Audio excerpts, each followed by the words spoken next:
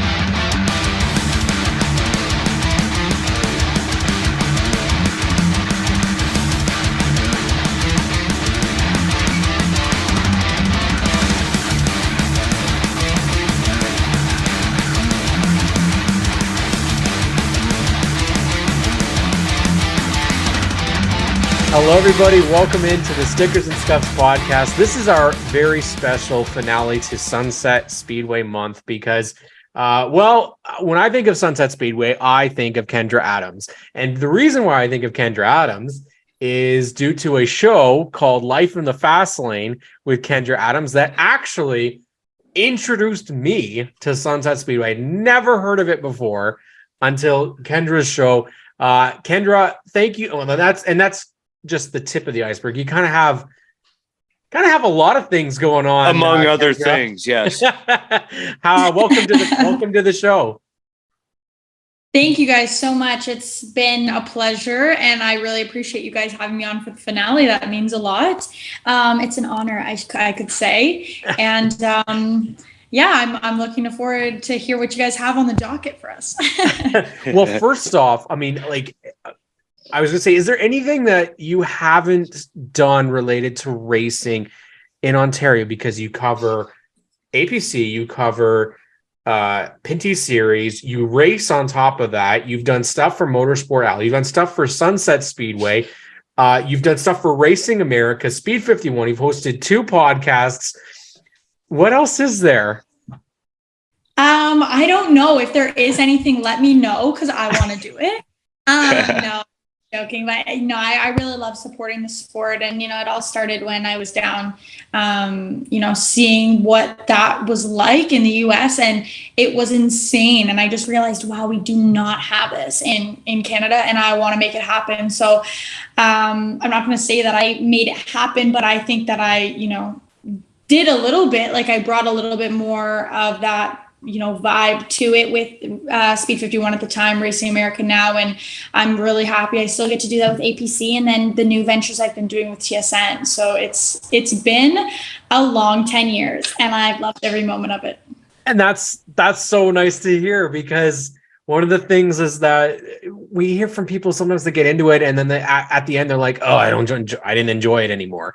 But it seems like the more that you go on, the more things you get involved in. Like, for example, we talked about this right when we decided to start the podcast, is that actually you were one of the reasons why we started this, because we were listening to Short Track Canada during COVID, and it was one of those things that just automatically you're like, oh my God, I didn't know this existed in Canada. And you're talking to Clint Boyer, you're talking to Rick Spencer Walt, you're talking to people like, we didn't think of a podcast in Canada, not only just Canada, but Ontario racing. And you kind of led the way to doing that. Do you ever kind of think about like, holy crap, like really 10 years, done a lot of stuff? Yeah, forgive me for my smiling. Like I'm honestly flabbergasted by your words. I really appreciate them. No, I just honestly I kind of did some of the things I did, and I just thought, yeah, like if one person listens, that's cool. I just kind of did it as a project for myself, and I did get quite a few people, you know, say, oh, like listen to your podcast, and they're people that I'd never met before, and I thought, wow, that's really cool. So it's definitely cool to see the impact that it's made. And again, I appreciate what you're saying with life in the fast lane and bringing you to Sunset and the podcast. Like that's exactly what those avenues are meant to do. So I hope I can continue doing them in the future. Kendra, you're establishing yourself as a role model for young female racers, for just anyone who wants to get into it. And we're big on manifesting success is a real thing. And as you have already alluded to, that you have to put the work in. But I mean, if you want those, it's such a true lyric. Dreams don't chase you back. I mean, you want them, but they aren't just going to fall into your lap. I mean, sometimes you're lucky and breaks go your way or whatever, but it requires a bit of work on the dreamer's part to make it all happen. And obviously, as we've already covered in a few short minutes, I mean, you've been on the media side, the competition side, on both sides of the border. I mean, one thing I wanted to talk about was in 2017, you were the youngest and the first female NASCAR provincial rookie of the year. So, I mean, the role model inspiration for so many started right then and there, basically. Yeah, thank you. That was like the biggest year of my career easily. It was the year that we did the TV show. That was right before I moved down to the US. So that was like the end of 2017 was my last year of high school going into university. So that's when I started that adventure, and it was incredible. And being able to share that and have that experience of being the youngest rookie in Ontario, the only female, it was, you know, a big wave. And a lot of people were really excited for me and, you know, really proud of me, and I appreciate them forever. So I've always felt like a role model to some people, especially young women. And this sport is obviously very dominated by men. Media, sports broadcasting in general is dominated by men. And not that that's a bad thing. It's just how it's been historically. And I don't want to say that it makes it harder as a woman, but it definitely, you know, it's definitely a different perspective. So I'm really happy to be able to have done the things I've done. And I think that there is a lot of respect given towards me, considering especially the whole, I think that being on the competition side, as you said, gives a new layer to it. And I'm really thankful for it, having that background and that, you know, expertise to bring towards the media side. I think it makes a big difference. Well, I'm and you've curious. also, sorry. Oh, sorry. I was going to say, well, I'm curious with that, because you said you bring the experience and great to talk about a role model. I just thought of the one position you haven't done yet. That's the lead announcer for a race in Ontario. Are we thinking maybe that's a possibility? So that is probably not going to be a possibility. I'll be completely honest. And like calling races is not something I think I'd be good at. I'm getting a little bit better at the pit reporting side. Thank you to TSN and like bringing me on. And again, like you were saying, just kind of to backtrack the whole, you know, you put yourself out there and, you know, dreams don't chase you back, but they do come your way if you put yourself out there. And I've done that for the past 10 years. Absolutely. I don't want to say that I was the first person to do this, but I feel as though the social media aspect was something that not a lot of people were doing at that time. And being a young woman and being in your face on social media is a big reason why I feel I got a lot of the opportunities that I did. Again, I did work for them, but when you put yourself out there, people want to make things happen. So putting myself out there in front of the camera for Speed 51 and Racing America, I had a YouTube channel. I was on TV with Community TV with Rogers, doing those things actually is what had TSN approach me. And I would say to date, that's probably the biggest thing that I've done and continue to do. So I'm very thankful for that opportunity. I'm absolutely learning every single time I'm there. The lead announcing thing, Adam Ross, like, you're safe for now. I don't think that's something that I could emulate very well.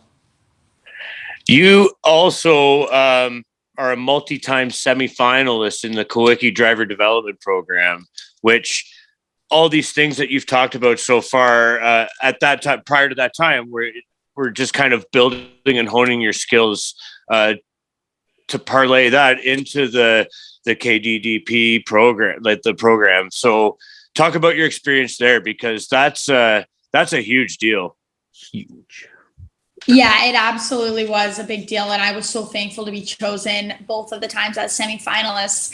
I would really recommend anybody to apply to the KDDP. I think it's a great program. The people who run it are absolutely amazing. And it really gets you in front of a set of eyes that you're probably never going to be in front of unless you're part of that program. It was an honor to be a part of the semifinalist group for 2 years.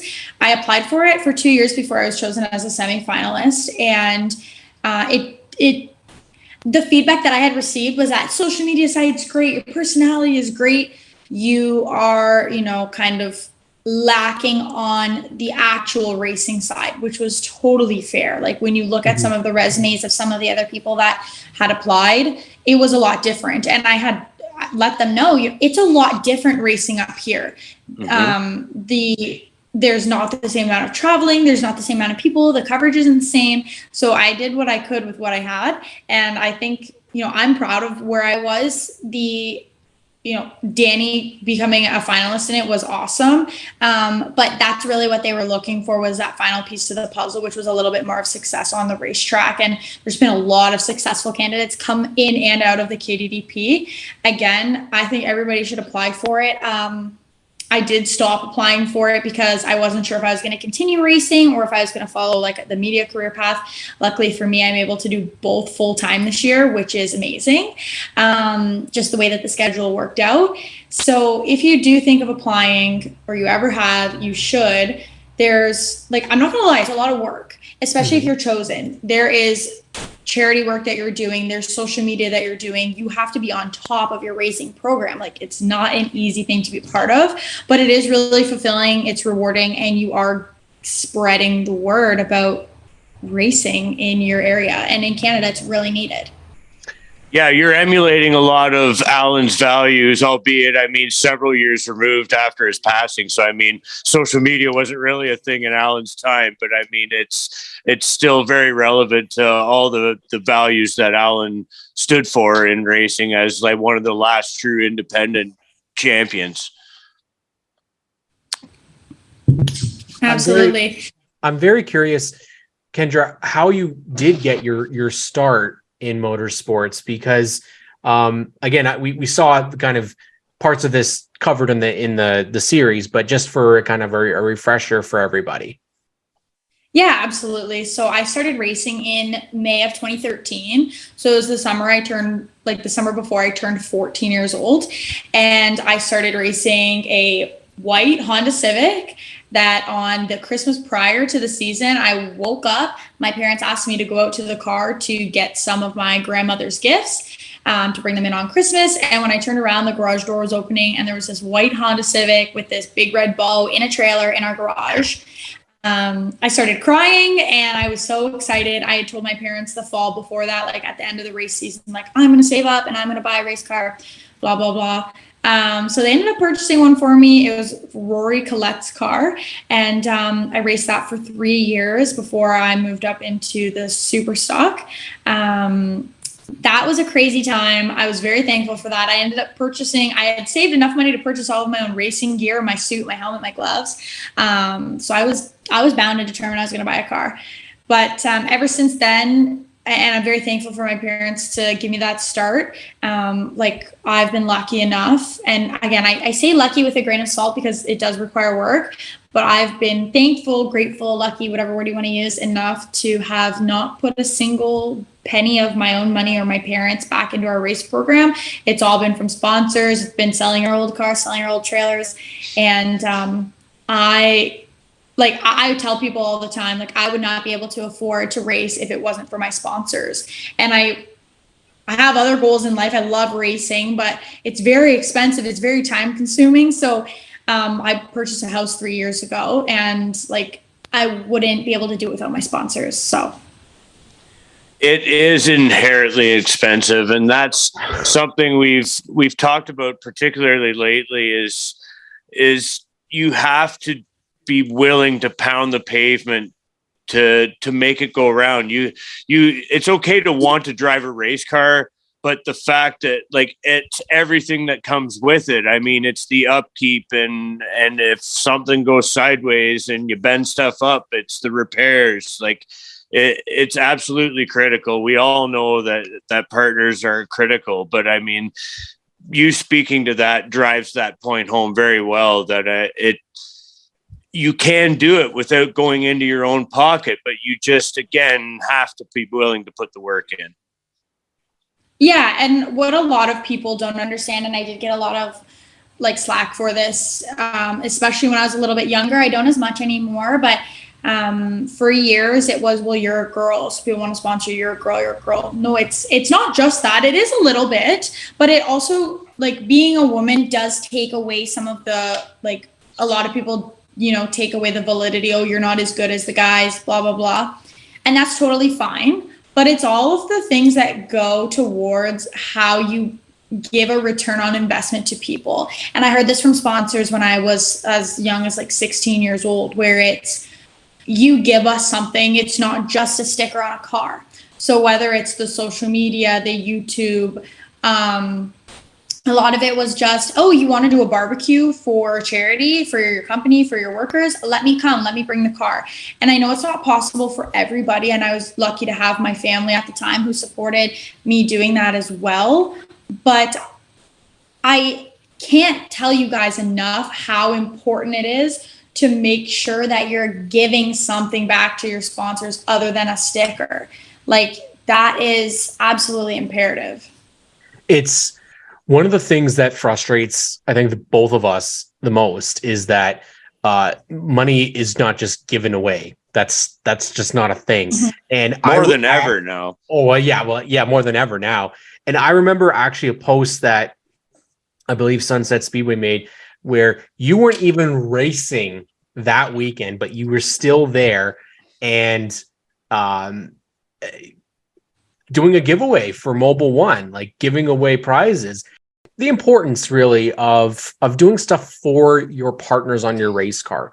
And I mentioned actually that this was I'm pretty sure it was a Sunset Speedway post, and you weren't actually racing during that weekend, but you were still there doing a giveaway with Mobile One. And that's something that, again, it shows a commitment, and you're doing something for the partner. Now, I believe you said, I think you had posted on social media, has it been 10 years with Mobile One? Is that what it's been? No, it's been 8 years with Mobile One. I think. Yeah, it's been a long time. 8 years in Ontario with one spot. Like, you're approaching like the DJ Kennington territory. The oil wars are happening. The oil wars. Yeah. I mean, we kind of need that, the actually. Quaker States with Gary Elliott. And with Gary Elliott, yeah. I'm just saying, though. It seems like oil is like the loyal sponsor. So if you guys are looking for a long-term sponsor, you got to go oil. Loyal. Well, I'm just saying, like, when a Pinty series, we need kind of we got Valvoline with Lacroix. We've got DJ with Castro. I think we need a Mobile One with Kendra. Come on, like, it's a perfect fit, right? I would love to do that. If the cards did come that way, it would be great. But yeah, Mobile One has been an amazing sponsor, and it's exactly that. People don't also understand, like, we take a certain percentage of our sponsorship money every single year, and we use that to purchase things for our giveaways. So whether that's ExxonMobil gas gift cards or Visa gift cards, or like we had tablets last year as well. So like I'm really thankful that I can do that. I'm able to give back, because without those people at the racetrack every weekend, I'm not going to be there. Without the people that look at my social media every weekend, I'm not going to be there. So it's like you have to do something to show your appreciation back to the fans, the sponsors, and so forth. And that's what we like to do as a race team, is put some of that money towards, like, for the lack of a better term, you know, that's like our marketing money, where we're marketing our sponsors back. It's a small percentage, but it's very, like, it drives it home, and people notice when you're doing those things, and they're like, yeah, I got this Mobile One gas gift card. Awesome. Yeah, remember us. we don't forget. I mean, that's the thing, is as a kid, I will never forget some of the giveaways that I got at races from drivers. You just don't forget. My dad will never forget Jason White giving out root beer. He always talks about it all the that's time, right. about He getting does. A&W root beer. Right, Graydon? Every race he talks about that. So, and as a kid, it's very impressionable. Like, you're getting something as it, like, for free, right? It's not something that you're used to getting. And not to mention, you're getting it from a race car driver, where in other sports, typically they don't give away stuff for free, unless it's like one, or you have to, or you paid for it, right? And I'm very interested in kind of our we've got a mutual connection here with Ladies of the Oval and what they're doing. And you, being a lady of the Oval, you've seen, and I think we see, a lot of female representation starting to grow in the series across Canada, really. And it's amazing to see that. We're a big supporter of women in racing. And obviously you were one of the first names that I knew of in Canadian motorsports. And it seems to have we've done a really good job in getting more women involved. But what would you say is still a hurdle for women right now?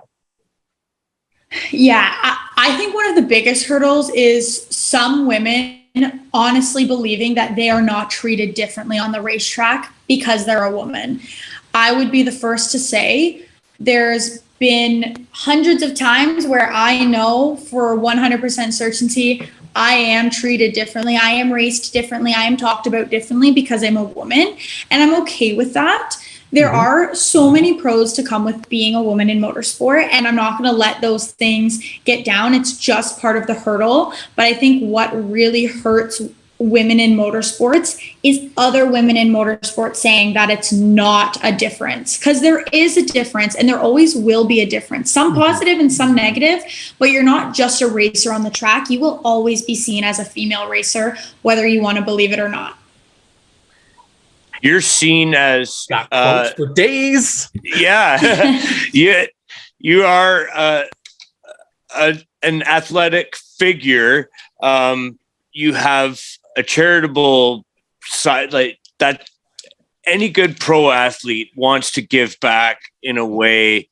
I know you've done lots of work with Kids Help Phone, and that's something that's a really special thing. I mean, yeah, Cam, I know you feel that for sure, man. Yeah. Having worked with youth in your past too. So just talk about the charitable side of it, because I mean, that's another side of being the whole package as a professional racer.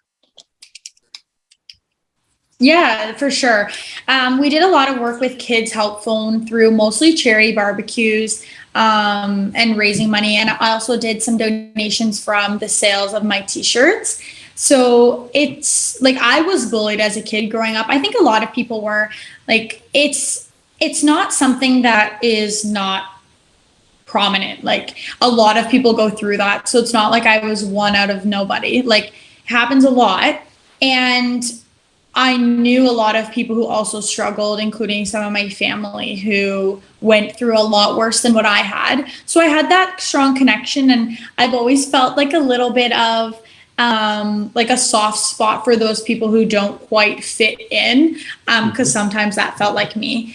And I also did a lot of work with Make-A-Wish as well, where I would do the rappelling. It's called the Rope for Hope. And that was probably the biggest charitable donation that I had. Yeah. So I did it 1 year just myself. And I think it was $1,500 I raised that year. And then I did it with a team. I did it with Danny Benedict and Daniel Montanari a year later, or maybe 2 years later. And we raised, I think it was $5,000. Holy moly. Yeah. It was a lot. You do have to rate, like, it is something that you are basically paying to raise because you are doing this event. I'm going to be honest. The first time I wasn't as scared. I was also younger. And when I went back and did it the second time and I'm up there 30 stories, I'm like, okay, this is a lot scarier than the last time. But it's a great cause. And it's exactly that. Like, so much has been given to me and so many opportunities have been shared with me that it only feels right to be able to give back to somebody else, whether that is somebody at the racetrack or one of these charities that we're working with, or somebody on social media, or people I see in my day-to-day life.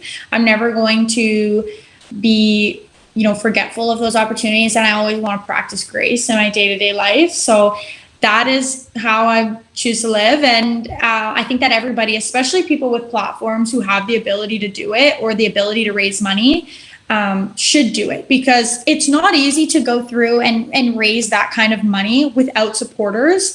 But I wouldn't have those supporters, like you said, if I wasn't like an athletic figure.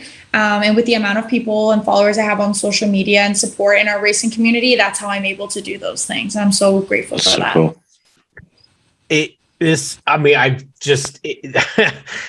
Lost for words. Like this, it really is great to hear this, and it's motivating as well, because you don't hear enough of this kind of energy, unfortunately, in regular life. And I think it's really admirable for people to look up to this. And again, we're talking 10 years. It's not 30 years in motorsports. This is only 10 years. And that's where you're at now. But where do you want to see yourself in the next 10 years? Because you've already gotten a lot done. So what are we going to see? Like Kendra Adams Raceway or something? Yeah, I mean, that would be pretty cool. I don't think that's quite in the cards. And thank you. It's been a long 10 years, and it's crazy to think about.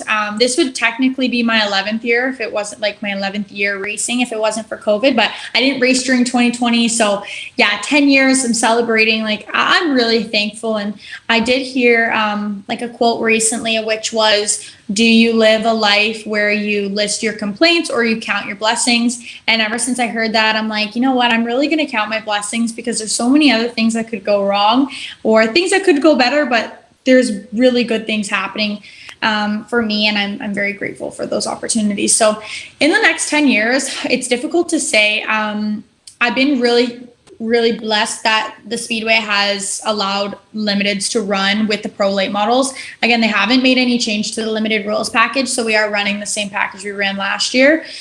So we're not going to win races, but I think that we can be competitive with what we have. So I'm thankful for that, and I'm going to kind of ride that wave as long as they let me. I don't really know how that's going to go, but if anybody from Sunset hears this, I love racing there. Please let me keep racing.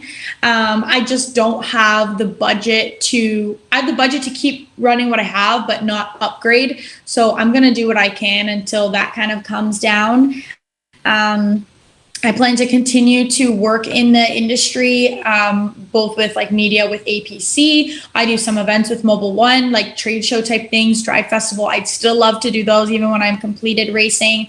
And of course, TSN. That's something that is not going to be easy shoes to fill, right? There's usually one pit reporter. Todd Lewis does an amazing job. So there's not really somewhere for me to fit quite yet, but I'm going to continue learning, growing, getting better at what I'm doing, and get there. And, I hope to still continue to be a source of motivation and support for other people coming into their racing career. And this summer, I don't want to talk too much because I don't really know if I'm going to be able to do this, but I really want to get back into doing my YouTube channel.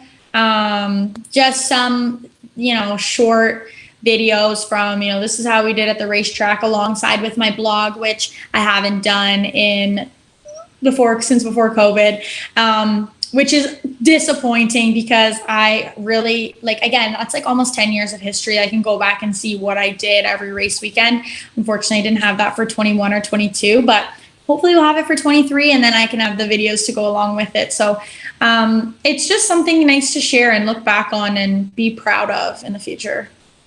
Well, as you're growing up, I mean, that's what's happening. You're growing up in racing, and as a professional now, I believe you have a marketing degree, do you not? So, I mean, that helps the mindset when you want to go to work as a race car driver. You can draw on those skills that are obviously beneficial to it, that you can dig deep and go out there and kind of get the support that you need and everything. But I mean, at the same time, that the success rate of applying for partnership isn't 100%. So, I mean, you have kind of your fingers on the pulse of how economic trends are as a racer too, which, I mean, that's kind of, you got the whole package, if you, you know what I mean? I'm rambling on about it, but I mean, it's a really unique package to have when you can see it from all angles, basically.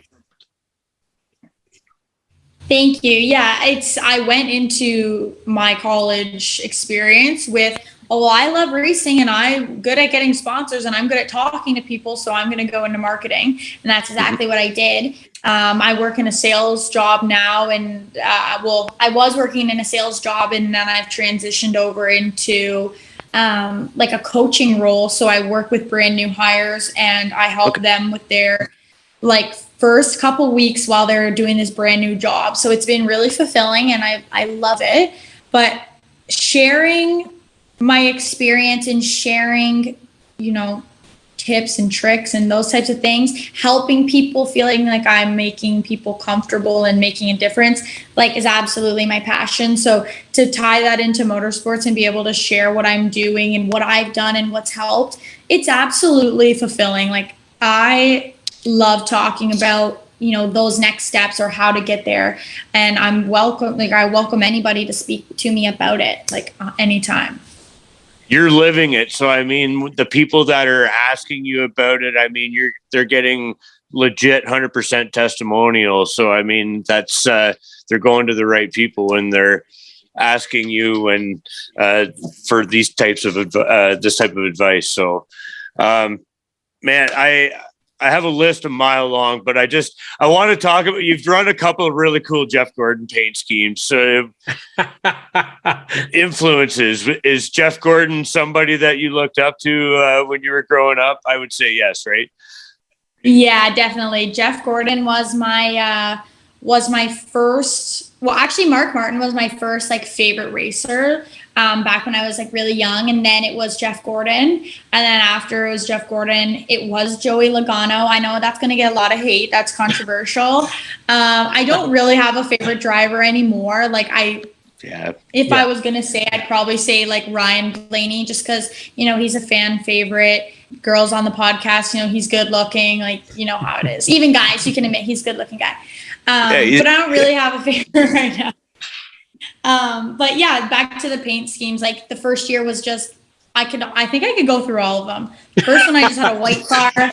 The second one was reflective vinyl checkerboard along the bottom. That was the recreation of my dad's. The third was my first wrap. Me and my dad matched cars. It was just some red and white stripes. And then when I did the super stock, that's when the Jeff Gordon paint scheme came in. And my sponsor at the time was a paint shop for old cars, a Radical Rods Restoration. So it was the bright red, fleck paint, candy apple red with neon yellow number tip. I loved that car. That car was absolutely beautiful. Yeah, late it was. Model year. Oh, I struggle with the late model. Oh, I had that paint, the silver paint with the neon too.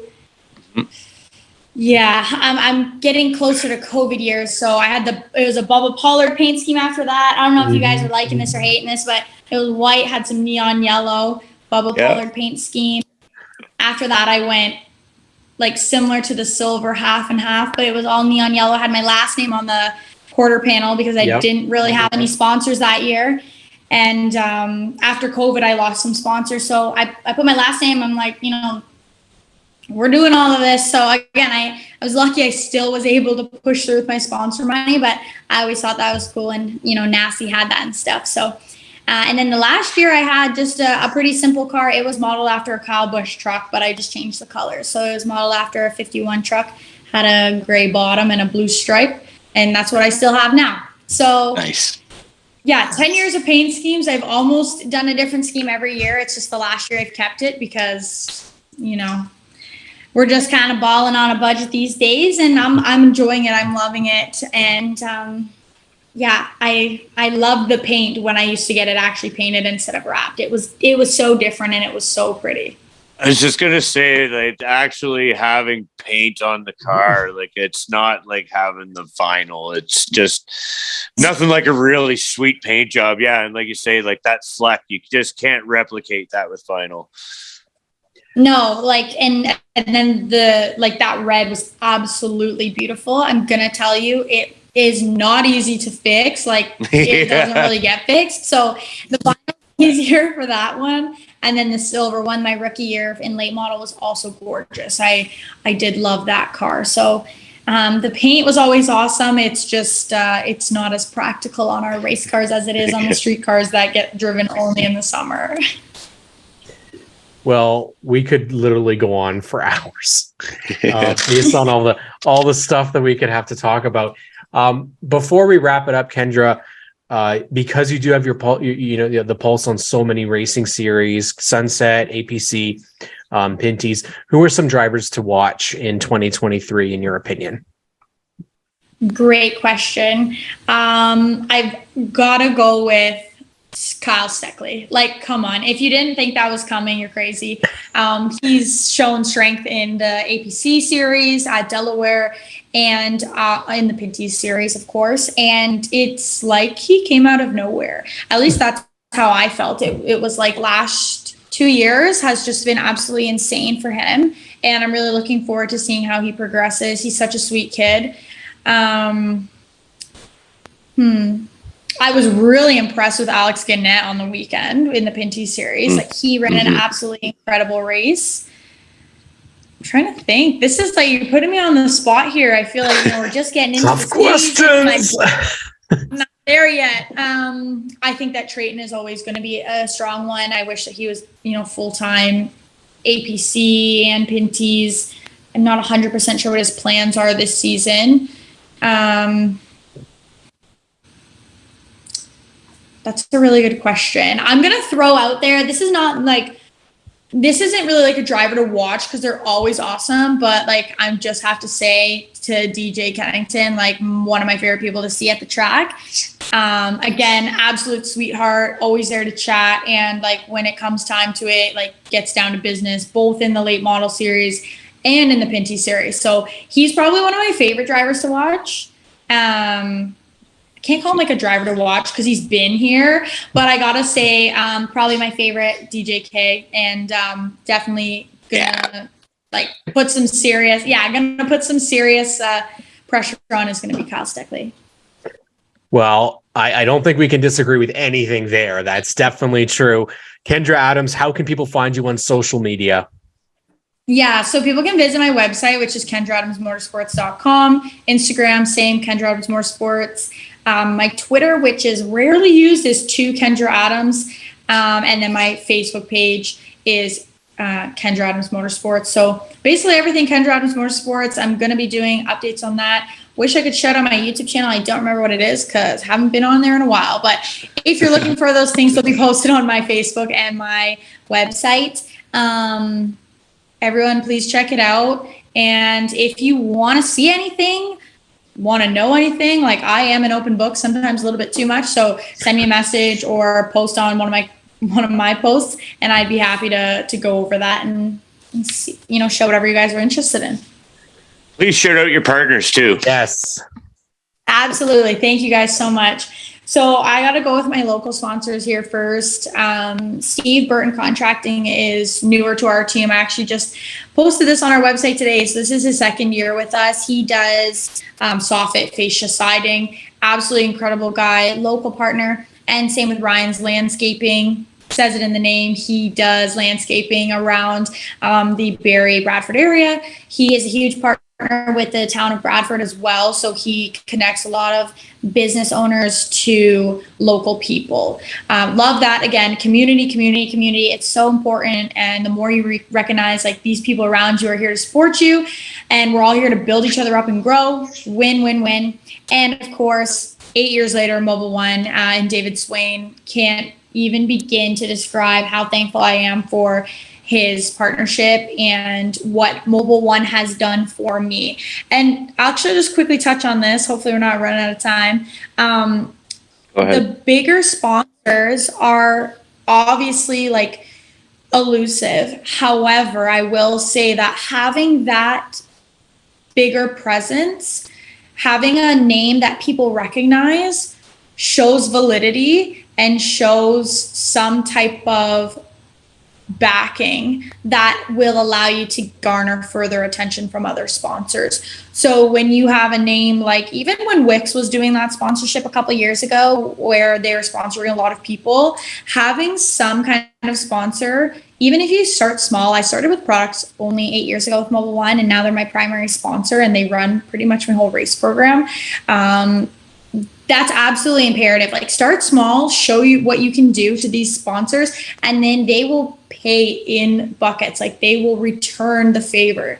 So I hope everybody has a really great season. I'm looking forward to seeing everyone at the track.